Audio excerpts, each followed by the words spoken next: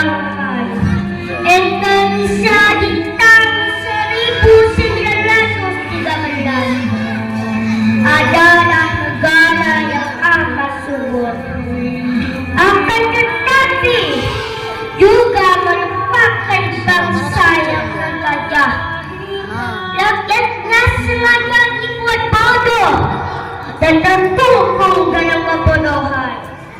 Pendidikan saat itu merupakan suatu hal yang mewah dan hanya diperlukan bagi orang Belanda, orang kaya, penguasa dan kroni-kroni Belanda. Lantas bagaimana dengan anak pribumi Indonesia?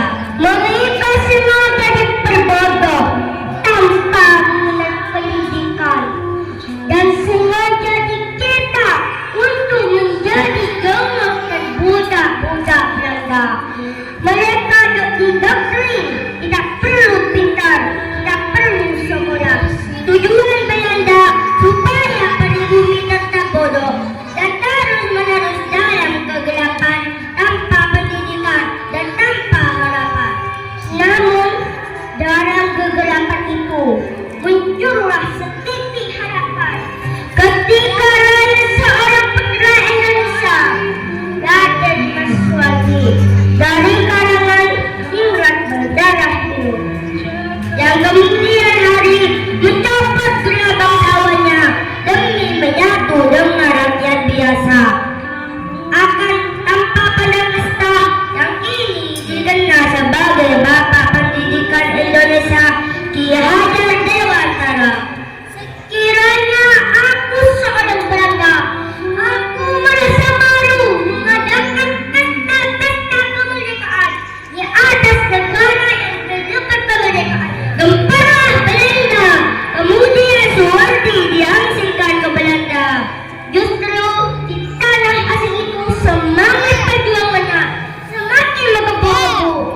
Sana dia terus belajar, terus meraih sebuah mimpi yang besar, yaitu membangun dan mewujudkan sekolah di negaranya yang diperuntukkan bagi rakyat, di mana anak-anak bisa belajar tanpa merasa takut, di mana guru bisa menjadi panutan dan langkah awal mewujudkan pendidikan sebagai gerbang kesadaran untuk meraih kemerdekaan. Ki Hajar Dewantara tidak hanya mengubah nasib anak pribumi, tapi juga telah mengubah arah sejarah bangsa ini. Ki Hajar Dewantara adalah pejuang, pahlawan yang terus berjuang tanpa mengangkat senjata, tetapi berjuang dengan pena melalui kata-kata. Dia meyakinkan bahwa kemerdekaan sejati bukan hanya terdapat dari penjajahan, tapi juga terdapat dari kebodohan.